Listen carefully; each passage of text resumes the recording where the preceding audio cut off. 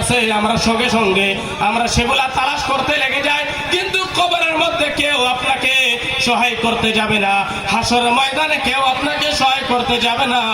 ও দুনিয়ার মুমিন মুসলমানরা, এই জন্য এই দুনিয়াতে থাকতে থাকতে সেই অন্ধকার কবরে তৈরি করার দরকার আছে কিনা? সকলে বলেন আছে কিনা? হুজুর মুফতি আজম হিন্দ বলেন, रियाजत के यही दिन है बुढ़ापे में कहा हिम्मत, रियाजत के नारे तकबीर, नारे रिसालत, या रसूल अल्लाह, नारे रिसालत, या रसूल अल्लाह, उलमाए अहले सुन्नत जिंदाबाद, खलीफा मुफ्ती मेहदी आलम साहब किबला जिंदाबाद, नारे तकबीर, अल्लाहु नारे আকবার, रिसालत। या रसूल अल्लाह। যাই হোক, বিশিষ্ট অতিথি এসেছেন হযরত মাওলানা খলিফা মুফতি মেহদি আলম সাহেব কিবলা আপনাদের সম্মুখে উপস্থিত। আমি দুই চার কথা বলে আপনাদের সম্মুখ থেকে বিদায় নিব। একবার বলেন সুবহানাল্লাহ। হুজুর মুফতি আজম হিন্দ বলেন, রিয়াজত কে यही दिन है बुढ़ापे में कहा हिम्मत,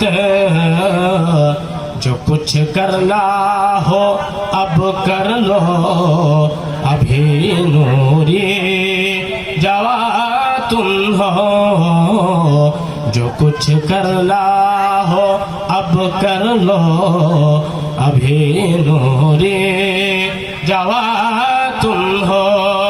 আরেকটি শায়ের কবি বলেন যে ও মন ঘুমায় না রে,